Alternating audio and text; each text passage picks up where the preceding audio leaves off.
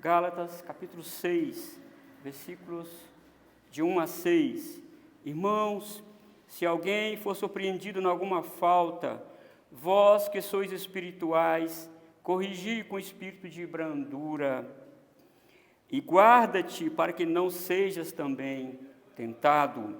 Levai as cargas uns dos outros, e assim cumprireis a lei de Cristo. Porque se alguém julga ser alguma coisa, não sendo nada, a si mesmo se engana. Mas prove cada um seu labor, e então terá motivo de gloriar-se unicamente em si e não em outro, porque cada um levará o seu próprio fardo. Mas aquele que está sendo instruído na palavra, faça participante de todas as coisas boas aquele que o instrui. Hoje, como eu falei, nós vamos falar sobre a verdadeira espiritualidade. Paulo mostrou, irmãos, em cores fortes, imagens vívidas, quem é filho de Deus e quem não é. Quem é nascido do Espírito e quem não é nascido do Espírito. Quem ainda vive em pecado e quem já tem dentro de si o novo nascimento. Inspirado pelo Espírito Santo, o apóstolo Paulo fala que não são as pessoas que dizem o que elas são. O que elas dizem que são não vale muita coisa, mas o que elas fazem. Por isso ele listou aí umas 15 obras da carne. Você vai ser o que é baseado naquilo que você está fazendo. E por outro lado, as obras da carne, Paulo diz, é aquilo que nós produzimos naturalmente. Nós nascemos assim. Nós produzimos essas obras porque nós nascemos desta forma. Mas ele diz, mas o fruto do Espírito, ele diz do Espírito, e não é da carne, é produzido de maneira celestial. Então, quem é nascido de Deus produz o fruto do Espírito com as 9 características que o apóstolo Paulo elencou. Mas isso, irmãos, poderiam ter trazido alguma, vamos dizer assim, alguma vaidade ou vanglória na vida de muitos irmãos ali da Galácia, por assim dizer, sabe? Eu nasci do Espírito, você não é. Olha as obras que você está fazendo, eu não as faço. E isso quer dizer que você não é nascido do Espírito. E eu sou espiritual, você não é. Eu sou superpoderoso, você não é. Eu sou salvo, você não é. Mas o apóstolo Paulo, ao começar aqui o capítulo 6 de Gálatas, ele vai mostrar, então, qual é a verdadeira espiritualidade? Como eu demonstro na vida prática que sou espiritual e não carnal? Como eu demonstro isso? Não dizendo, mas em primeiro lugar ele diz aí no versículo 1, a verdadeira espiritualidade consiste em restaurar o irmão faltoso e não acusar. Restaura o irmão faltoso. Irmãos, espiritualidade atualmente está em voga. Pessoas que se autoproclamam poderosas, pessoas que se autoproclamam ungidas de Deus, e você só abrir no Instagram, em qualquer mídia social, aí você vai ver que tem pessoas que fazem até live ao vivo, né? Para você assistir em oração, em línguas, e determinando certas coisas. Claro que essas pessoas não estão querendo o seu bem, está querendo muitas visualizações, que muitas pessoas se inscrevam no seu canal e saem declarando coisas que elas não têm. Então a espiritualidade hoje está em voga. Pessoas que vão para os montes orar, para ver lá um foguinho que se acende ali quando estiver orando. Pessoas que se arriscam, não é, desta forma, para alcançar uma espiritualidade. E o apóstolo Paulo aqui, não somente aqui, ele mostra que a verdadeira pessoa espiritual, a verdadeira espiritualidade, não é desta forma que nós demonstramos. Paulo diz aqui, ele fala corrigiu, e essa palavra aqui no grego, corrigir, é aquilo que os carpinteiros usam muito, até aqueles que fazem solda, tem um lugar ali da madeira que está podre, ele retira aquele lugar e cola uma parte ali, restaura aquela parte podre da madeira, ou aquela parte que foi oxidada do metal, corta e solda uma outra parte, para voltar aquela peça ao original possível. Então, restaurar significa, no grego, emendar o que está quebrado. E o apóstolo Paulo fala aqui, irmãos, você demonstra que é espiritual, então se dirige ao seu irmão que está em falta, com seu irmão que tem um problema na vida dele, dirijo a ele com o quê? Com a correção, emendando o que está faltando, corrigindo o que está faltando, mas de que maneira?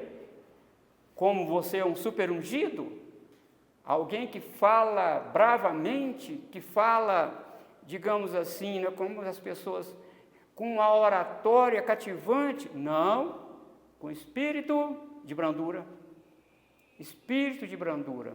Mas por que, irmãos, o apóstolo Paulo diz aqui que nós devemos dirigir aos irmãos faltosos, que está com algum problema com espírito de brandura? Ele fala aqui no versículos, ele mostra aqui 4 razões pelas quais nós devemos corrigir o irmão com espírito de brandura. Em primeiro lugar, ele fala aí na primeira palavra, porque nós somos irmãos.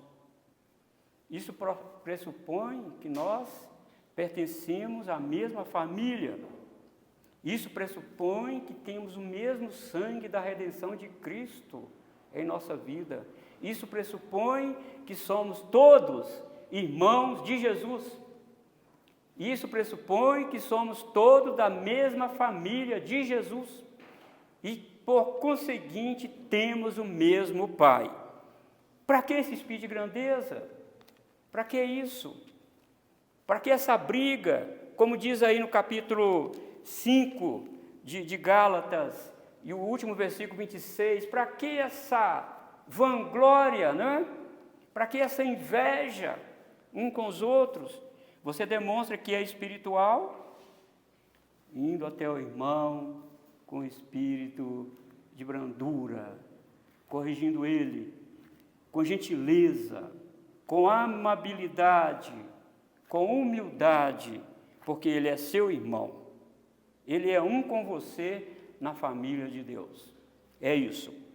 E a segunda coisa que Paulo fala aqui, por que nós devemos corrigir o irmão com espírito de brandura?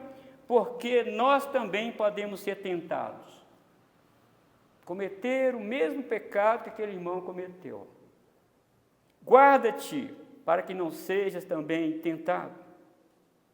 Não se considere acima do bem e do mal, como alguém que vive numa bolha de proteção, porque o erro que eles cometeram agora, você poderá cometê-lo amanhã.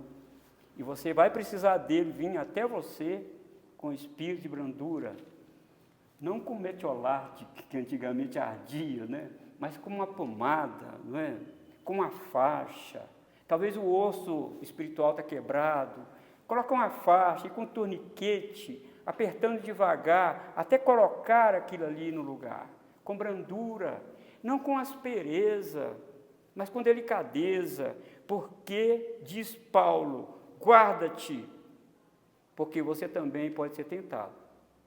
Você também pode cometer os mesmos erros. E terceiro, por que nós devemos ir até o irmão com espírito de brandura? Porque todos nós temos nossas cargas. Versículo 2, levai as cargas uns dos outros.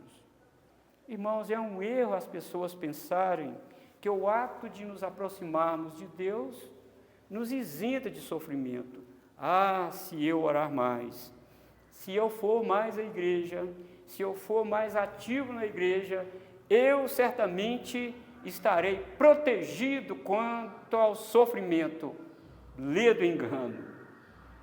A aproximação de Deus não te coloca dentro de uma bolha de proteção, não vai tirar a sua carga, não vai eximir você de problemas, você vai ter problemas, e talvez até mais problemas do que você tinha anteriormente. Leve as cargas uns dos outros. Não olhe porque o irmão está com enfermidade tal, com problema tal, ou talvez ele esteja muito desanimado, porque você é mais santo do que ele, e ele é muito mais pecador do que você. Essa concepção estava nos amigos de Jó, lembra? Os amigos de Jó? Ah, Jó, você está aí porque você pecou gravemente contra Deus. Porque Deus não castiga ninguém debalde. Está lá no capítulo 5 de Jó. Deus não castiga debalde, em vão. Deus castigando você, Jó. Confessa, Jó, o que você fez. E você lembra também do cego de nascença? Ele estava, e Jesus direcionou a ele, e os discípulos fizeram essa pergunta tola, talvez puxando até vamos dizer, o paletó de Jesus. Senhor, nós temos uma curiosidade. Quem pecou? Ele ou os pais dele para que nascesse cego? Está vendo, irmãos, essa concepção de que se você está sofrendo, se você tem uma enfermidade muito grave, é porque você se afastou de Deus, é porque você não é um bom crente. Nada, irmãos. O crente sofre enfermidades, sofre muito. Você lembra em Lucas capítulo 13, está lá no capítulo 13, versículo 4 e 5, chegaram alguém perto de Jesus, aquele episódio da torre de Siloé, que caíram sobre 18 pessoas e mataram 18 pessoas, foram até Jesus dizendo, olha, pecado. Isso é porque eles eram muito pecadores, estavam no lugar errado, na hora errada. Como que pode um negócio desse? A torre tinha toda a hora para cair, vai cair em cima de 18?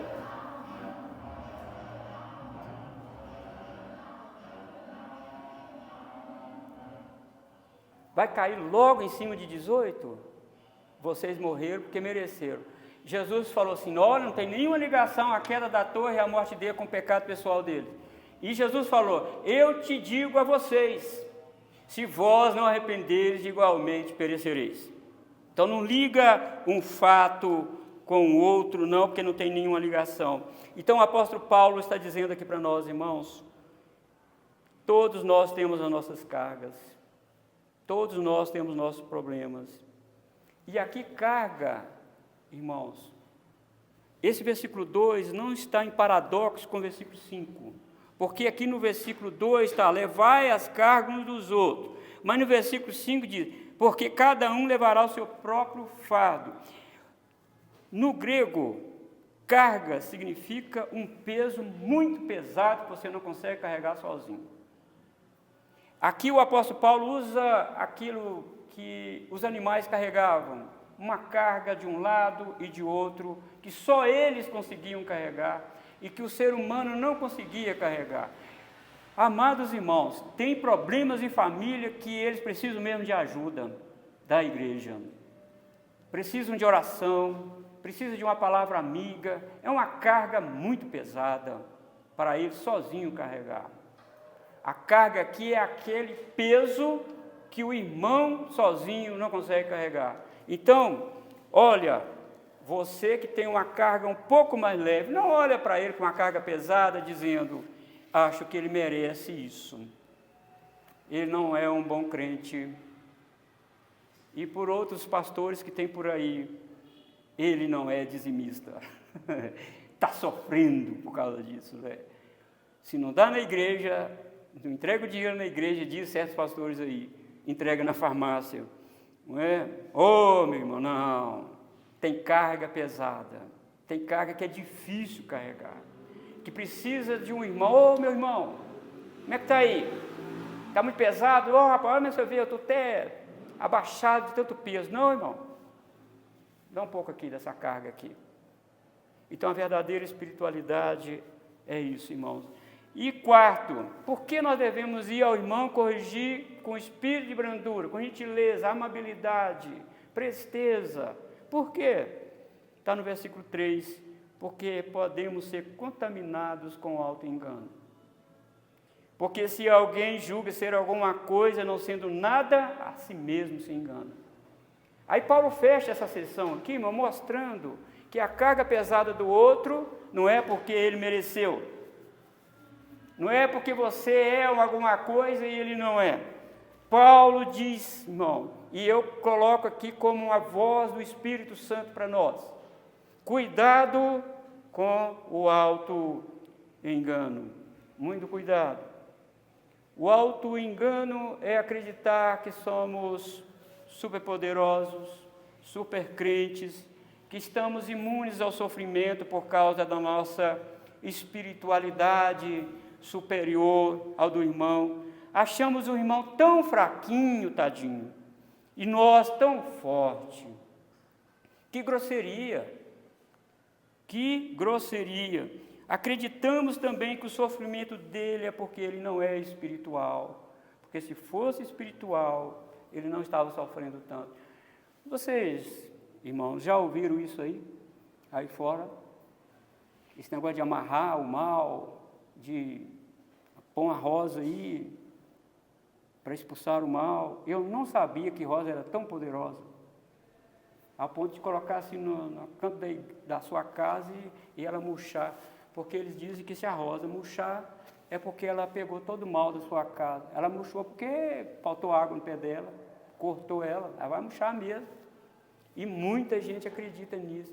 Eu sou tão fraquinho, eu preciso de uma rosa. Eu preciso desse determina. Eu preciso... queridos irmãos, cuidado com o auto-engano.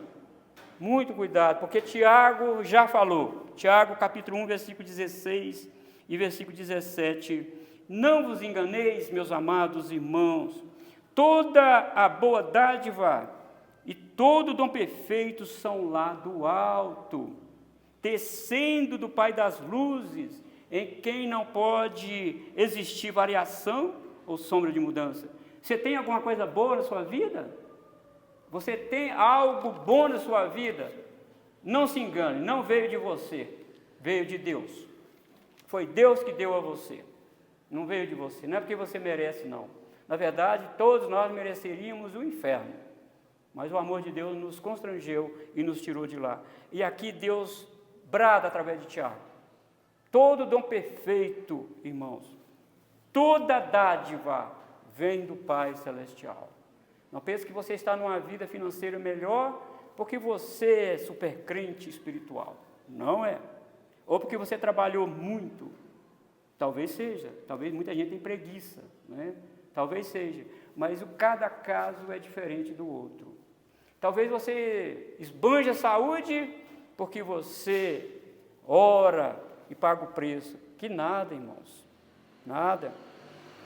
Cuidado com o auto-engano.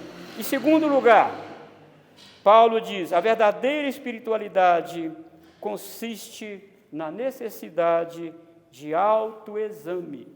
Paulo, no versículo 3, diz: cuidado, tá? Cuidado com o auto-engano. Você não é muita coisa que você está pensando que é. Cuidado. E aí no versículo 4 e 5, Paulo diz: mas prove cada um o seu labor, e então terá motivo de gloriar-se unicamente em si, e não em outro. Irmãos, o mundo tem sim sua balança, o mundo tem seu instrumento de medição, de caráter e de espiritualidade. E isso às vezes nos afeta e queremos medir o nosso desenvolvimento lá fora e aqui na igreja com base nos nossos méritos. E o apóstolo Paulo nos convida aqui a olhe para a sua vida. Quando ele usa essa palavra prove, essa é uma palavra também muito interessante no grego, que significa aquele ourives, que você chegava com um ouro para ele olhava se aquilo ali era ouro mesmo ou parecia ouro. ou com aquela pedra que parecia preciosa, e ele tinha a técnica, ele sabia, ele tinha um método lá de averiguar se aquilo ali era pedra preciosa mesmo ou uma pedra falsa. E o apóstolo Paulo usa essa mesma expressão aqui para nós, irmão, nós fazermos um autoexame, mas prove cada um o seu labor. Vocês estão dizendo que são espirituais, vocês estão dizendo que andam no Espírito e que vivem no Espírito. Então, se vocês são assim, então prove isso. E uma das maneiras, irmãos, que nós podemos provar se nós estamos no caminho certo, às vezes é pedir conselho a algum irmão, às vezes nos dirigir um irmão da igreja, principalmente aqueles irmãos mais vividos na igreja, aqueles irmãos que quase que já viveram o caminho da fé completamente, que já estão lá no final, já passaram por tanta coisa na vida. Você chegar perto dele e pedir conselho, pedir ajuda, aquele irmão. E às vezes, irmão, nós não fazemos isso. Queremos balizar o nosso caráter e a nossa espiritualidade com base no meu desenvolvimento.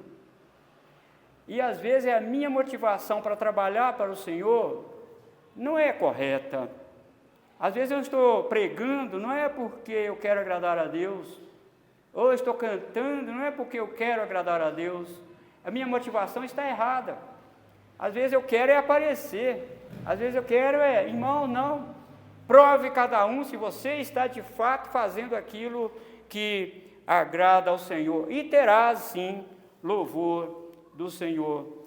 O apóstolo Paulo, no capítulo 12, versículo 3 de Romanos, ele diz: porque pela graça que me foi dada, digo a cada um dentre vós que não pense de si mesmo além do que convém. Não pense de si mesmo além do que convém. Antes, pense com moderação, segundo a medida da fé que Deus repartiu a cada um.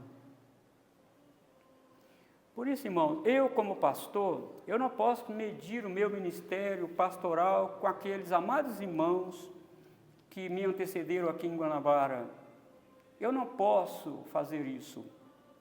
Se eu estou aqui com vocês é porque alguém trabalhou lá atrás. Deus usou alguém lá atrás para fundar essa igreja aqui, a família. Deus usou pessoas lá atrás. Eu estou só dando sequência. E eu não posso, irmãos, medir o meu ministério. Quero citar aqui pelo menos 3 irmãos, companheiros de ministério da IPB. Deus não me chamou para viver o ministério de reverendo Hernandes Dias Lopes. Deus não me chamou para viver o ministério de Augusto Nicodemo Lopes, e nem de Leandro Lima e muitos outros da IPB.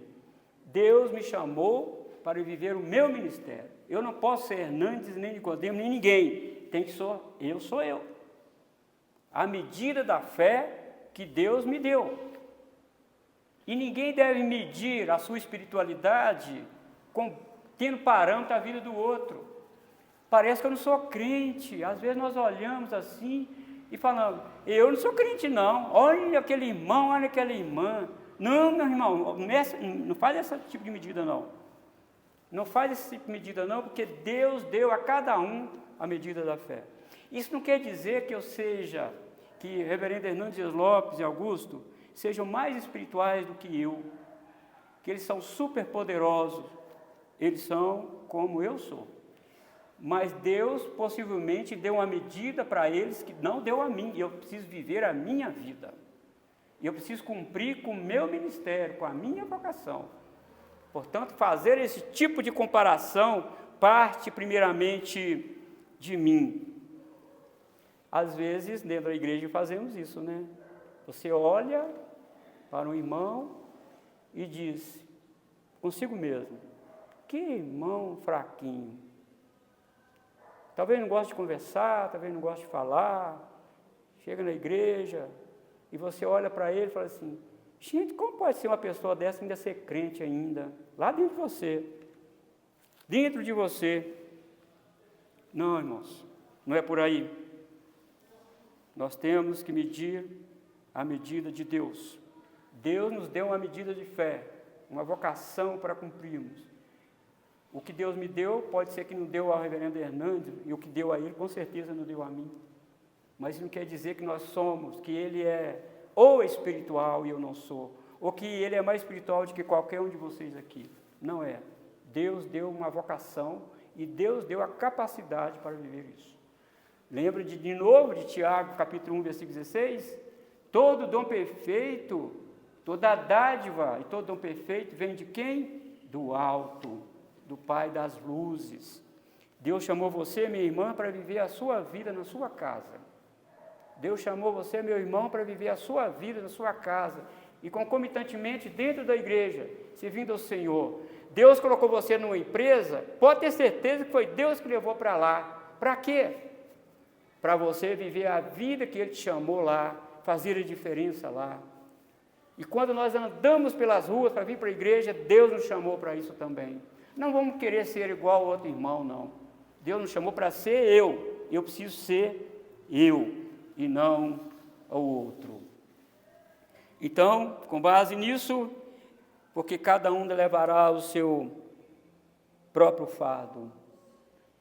Aqui não, aqui é um fardo que literalmente no grego significa uma mochila, que aquelas pessoas que fazem caminhada na trilha colocam, que levam seus paramentos e tudo. Uma mochila que cada um consegue carregar. Aquilo que o irmão não consegue carregar, que é muito pesado, o que eu faço? Vou lá e ajudo. Mas aquilo que ele consegue carregar, não coloca o peso em cima de mim, não. Deixe de ser preguiçoso e faça o que você tem que fazer. Deixa de mimimi e moleza. Carrega a sua mochila. Carregue. Deixa de fraqueza. Você não é fraco para carregar isso, não. Está faltando o quê? Colocar essa medida da fé em prática, não é, irmãos? Como que a palavra de Deus é brilhante, não é? Como que a palavra de Deus vem corrigir isso na nossa vida, não é? Então, irmãos, essa espiritualidade, agora, versículo 6. A verdadeira espiritualidade consiste em compartilhar mutuamente o que Deus nos deu. Mas aquele que está sendo instruído na palavra, faça participante de todas as coisas boas aquele que o instrui. E aqui, engraçado que o apóstolo Paulo, de novo, usa aqui, tem essa expressão lá em Atos 18, e aqui também temos essa expressão instruído. E a palavra grega aqui é katekel, que significa catecismo. Entende? Paulo diz aqui que uma igreja espiritual é aquela que é catequizada na palavra pelo seu ministro. Uma igreja que está debaixo do favor de Deus é sadiamente catequizada pela palavra de Deus através do seu ministro.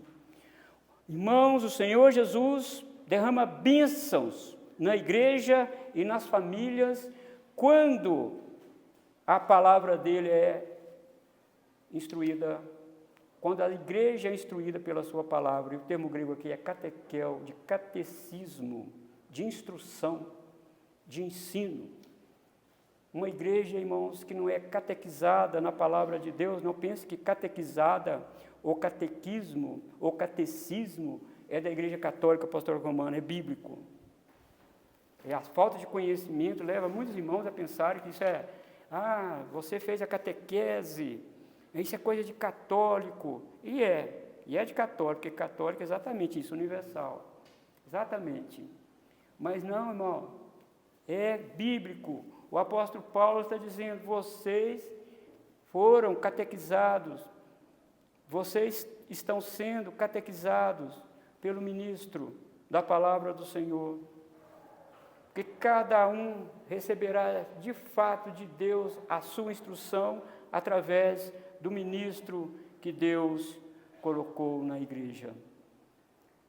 João Calvino, escrevendo sobre isso, ele falou, olha, uma das artimanhas do diabo é não permitir que o ministro que está à frente da igreja seja de fato abençoado pela igreja nisso, porque se tirar isso do ministro, tira também a bênção de Deus da igreja.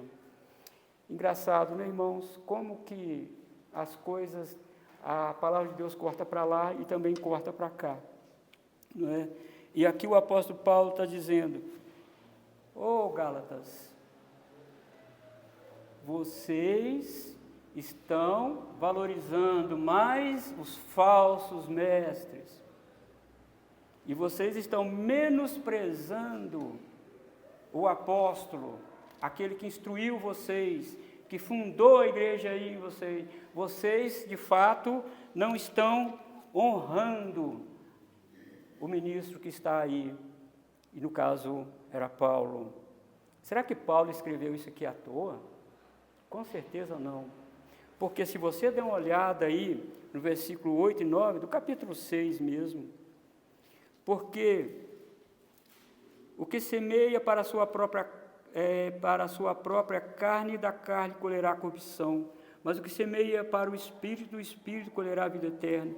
Aí versículo 9, e não nos cansemos de fazer o bem, porque a seu tempo ceifaremos, se não desfalecermos. Pegando esse texto, irmãos, aqui do contexto que Paulo está falando, indo para 2 Coríntios capítulo 9, versículo 6, Paulo coloca a colheita de conformidade com aquilo que semeou. Lá, naquela época de Paulo, nos tempos bíblicos, não era como hoje, que os agricultores vão no laboratório e compram a semente já pronta. Eles vão lá, compram a semente já com produto que os insetos não conseguem comer. Você planta e ela vai, de fato, germinar. É a semente trabalhada em laboratório. Mas naquela época, o agricultor plantava, suponhamos que ele plantou, digamos em nosso tempo aqui, 10 sacos de arroz, ele colheu 10 sacos de arroz. O que ele tinha que fazer? Ele tinha que pegar daquele arroz e reservar para ele fazer o replantio. E o apóstolo Paulo diz: aquele que semeia pouco, pouco se fará. Aquele que semeia muito, muito, em abundância, colherá. Se o dono, ao invés de colher 10 sacos, tirar somente 1 litro daquilo ali, o que ele colheria depois? E se ele não tirar nada? O apóstolo Paulo está dizendo, o princípio bíblico é: não consuma tudo o que Deus te deu. Tira um pouco para isso ir. E aqui o apóstolo Paulo, irmãos, está exortando a igreja da região da Galácia a compartilhar das bênçãos do Evangelho com ele mesmo. E estava, irmãos, talvez mais inclinado aqui, volto a dizer, a compartilhar com os falsos mestres do que com ele. Isso não demonstra espiritualidade. E por outro lado, irmãos, se nós vimos algum irmão com falta de alguma coisa, se nós temos o que dar a ele, por que não? Por que não dar a ele o que ele está tendo falta? Se nós negarmos isso, irmãos, Paulo está dizendo, você não é espiritual. Você não tem o germe do amor do Espírito no seu coração, porque o fruto do Espírito começa com o quê? Com amor. É com amor. E ele diz, para você ser espiritual, você precisa cumprir a lei de Cristo. E qual é a lei de Cristo? Se você voltar aí no capítulo 5, Paulo já falou. Qual é a lei de Cristo? Capítulo 5, versículo 14. Porque toda a lei se cumpre em um só preceito, a saber, amarás o teu próximo como a ti mesmo. Se eu não compartilho, não é amor. Não estou cumprindo a lei de Cristo. O que Cristo fez? Não é? Ele poderia ter ficado no céu, no seu céu de glória, não é? Mas ele veio aqui. Ele vestiu a minha roupa, andou como eu ando, sentiu dores como eu, para o quê? Compartilhar a vida eterna que ele tinha antes com o Pai dele, comigo e com você. O maior exemplo é o de Cristo. Isso é ser crente espiritual. Então, só concluindo aqui, irmãos, O que é a verdadeira espiritualidade? Pular, chorar e falar palavras de ordem? Não.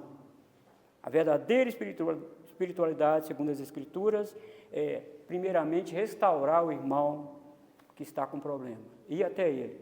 De que forma?